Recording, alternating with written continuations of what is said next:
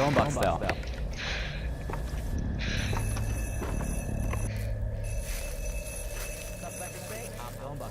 And I'm Gabby Curtis, and Aftershock starts now.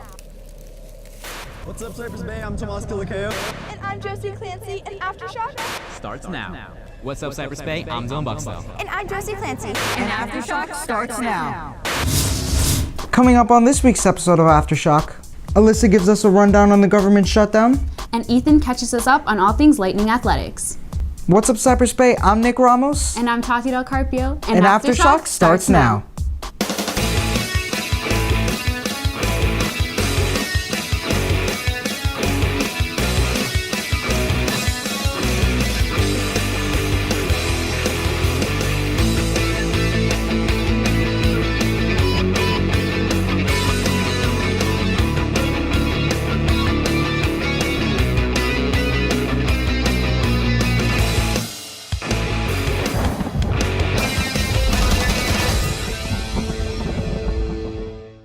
The yearbook team has been working hard to make sure they capture all the moments that make this year memorable. And I caught up with their editor-in-chief. Yearbooks are beginning to be on pre-sale, and as the time approaches for them to finish, stress begins to rise. One of the most difficult parts about completing the yearbook is meeting deadlines each month, where we have to submit 70-page chunks of the book off to Herf Jones, who produces our yearbook. And sometimes it's really difficult to actually meet that amount of pages because we only have a month to do so. And sometimes there aren't enough events happening in the school week to actually cover.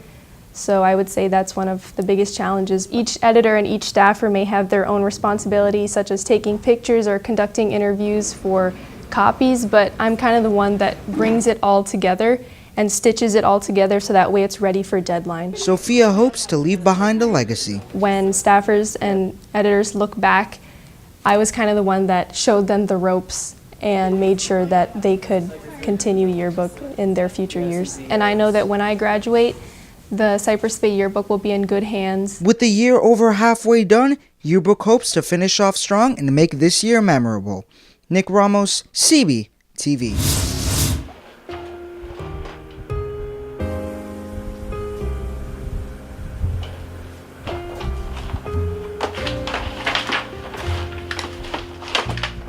What the?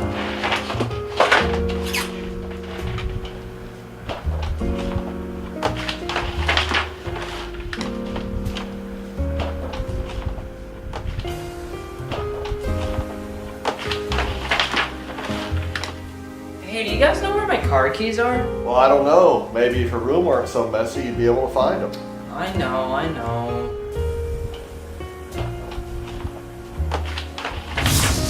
Hey Tati, have you seen any Jeeps around lately? Everywhere I go, I see one at least once a day. I kind of want to know more about them. They seem really cool. Me too. Let's check out the car being featured on this week's Bay Rides. What's up, Cypress Bay? My name's Armando Padilla. This is my 2013 Jeep Wrangler Sahara, aka Cali.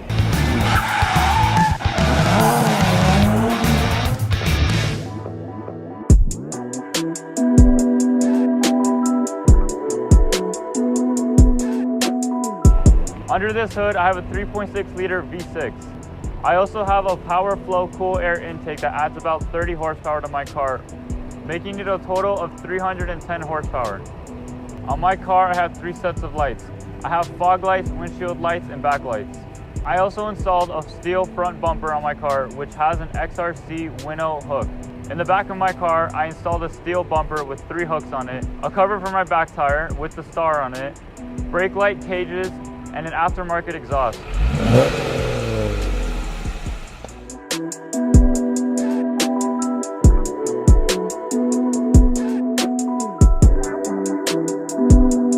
Inside of my car, I have leather seats with Sahara stitching on it, 6-speed manual transmission. The color of my car stands out a lot, which I like. I have a bunch of things on it that make it pop out, like the front bumper and the back bumper.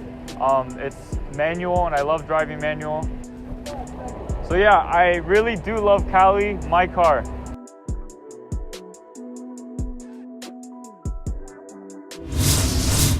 Here's Ethan with this week's Lightning Athletics.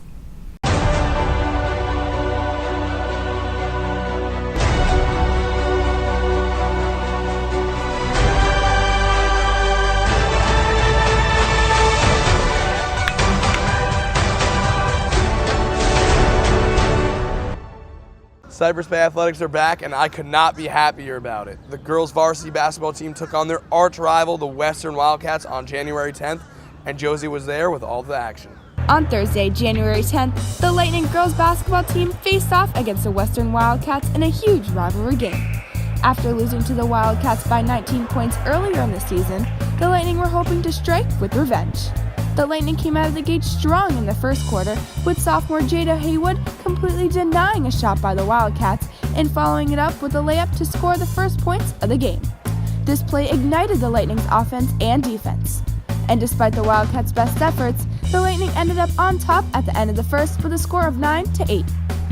The two teams maintained a high level of intensity throughout the second quarter, with the Wildcats starting off with a floater from inside the paint, followed by a three-point shot. The Lightning's offense answered back with junior Sophia Jones driving in for the layup. Cypress Bay was able to maintain their lead, ending the first half with a score of 14-13. At the start of the third, Sophia Jones was back at it again, sinking in another shot for 2 points and giving the Lightning a greater lead. The Wildcats attempted to match the Lightning, however, fell short. These plays, in combination with a strong defense, led to the Wildcats being down by 5 points at the end of the third. In the fourth quarter, it was raining threes for the Lightning, widening the gap between the two teams. The Lightning were able to overpower them, ending the game with a score of 47-37. The girls' basketball team will be playing their next game on January 22nd against Piper High School. The Cypress Bay Lunatics were out in full force for this week's boys' varsity basketball game, and Klaus was there to catch us up on all the madness. The Cypress Bay Lightning and the Western Wildcats got off to a quick start in the last matchup of the season. The back-and-forth action began after a Tristan Goldstein dime to Tyler Kravitsky. The pace quickly picked up after a momentum-shifting block by Amir Brickett, leading to a Kravitsky three. On the other end, the Wildcat basket seemed to have a lid on it after players missed countless threes. Feeding off of open shots, the Lightning got the three-point game going in the second quarter, leading to a 41-28 lead at the end of the half. Western started the second half strong with a 6-0 run and a spot-up three by Damari Monsanto.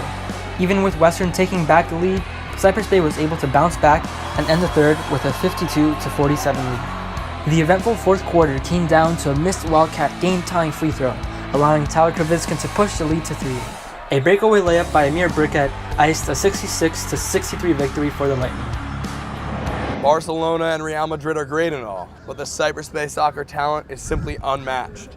Let's kick it over to Ben, because he has the coverage. On January 15th, the Cypress Bay varsity soccer team took on Coral Springs High School at home. The Lightning set the pace early, with a quick goal from senior Gustavo Serio. The Lightning kept the pressure up, scoring again less than 10 minutes later off the goal from the senior Thiago Bayer. Bayer managed to score yet again, putting the Lightning up 3-0 heading into halftime. In the second half of the game, the Lightning managed to keep a clean sheet thanks to some terrific saves from goalkeeper Ryan Martinez. The Lightning scored one last goal off the free kick from senior Ricardo Vieira to seal the Lightning win with a final score of 4-0. That's all for Lightning Athletics this week. Until next time, I'm Ethan Gare, CBTV Sports.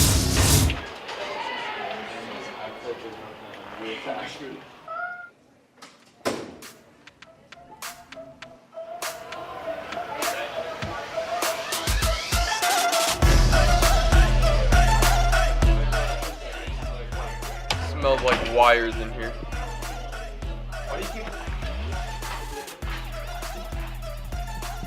Hey Chris, what do you think of this? Sorry, I don't speak broke.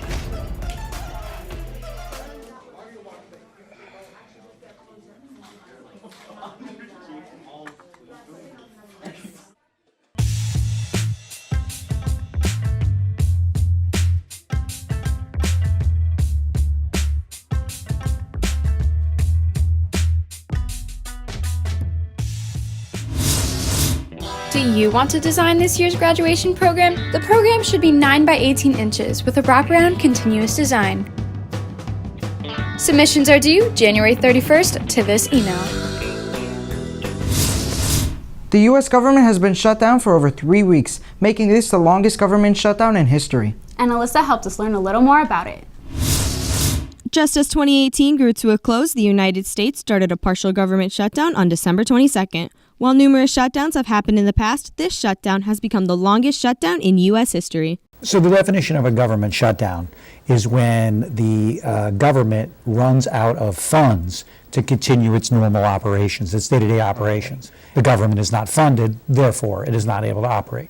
This shutdown is due to disagreements on allocating funds to the wall on the U.S.-Mexican border. Well, this one came about simply because President Trump, he requested $5.7 billion for the construction of that wall in this current budget. But in the meantime, once the government shut down, is that the Congress, the new Congress, was sworn in.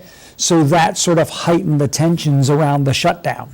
The shutdown has affected the lives of 800,000 federal workers. Some government agencies were funded back in September, but many of them were not. And those federal employees are basically now working without pay. Though it may be difficult, there are multiple outcomes the shutdown could result in. I think the ultimate solution is to figure out some sort of deal in which both sides give something up. But the problem is, like I said, it's a kind of a principle thing for both sides. And they see that by coming to a compromise, they almost see that as abandoning their principles, unfortunately. The public can influence the end of the shutdown. So people post their stories on social media. I think that has a lot of impact. When they put on things about the fact that they can't pay their mortgage, or that they're gonna, they may lose their house, or that a loved one can't get a particular type of treatment because they don't have the money to pay the doctor bills. Things like that have been being passed on to the news and so forth, and they're being widely spread around to the public. And I think that actually has more impact than maybe anything else. The government won't be able to fully sustain itself if legislation for funding is not passed. With weeks gone by, the pressure continues to mount on Congress and the president to find a solution to the shutdown. Alyssa Wheelock, CB-TV. Sure, it's a nice day out here. Can't wait till these are ready. Yeah, it is. Here you go. Thanks, man.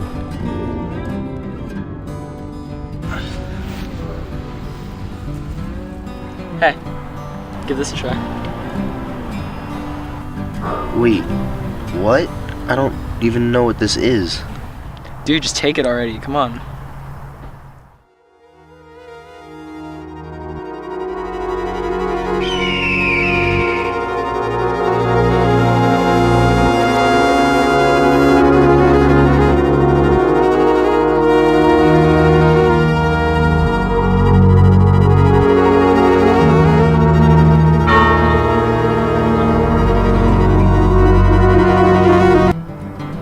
Oh, it's a mint. Yeah, you didn't know? I'm gonna make my choice. I don't like mints. And done. Wow, Tati, you solved that really quickly. Takes practice, I wonder if anyone at school could solve it faster than you. What's up, Cypress Bay? I'm Julian Bonilla, and today I'm gonna see if you guys can solve these puzzles. You got to drink out of the bottle without touching the cap. Break it? We can't break. Everyone's asked to break it. We can't break it. Okay. I think they have already got a lead. This man just jumped in and started doing the Rubik's Cube. What is your name, sir? Charlie. Your name's Charlie? All right, Charlie, you're gonna do the other two riddles after this one, all right? Okay, I have no idea what I'm doing. Oh, okay. The demon. Okay, you got it. All right. I don't know. You don't know? You don't want to do a shot? You don't want to like examine the bottle for a little more? Maybe give your commentary? Out of? Or from? From that bottle without touching the cap? Yeah, so it doesn't necessarily... If I can give you a hint, it doesn't have to be that water. No! Oh, you like this? Yeah, she got it. Oh, it's all right, it's all right. This table's disposable. Drink it. Cheers. You can only move one match to make a square.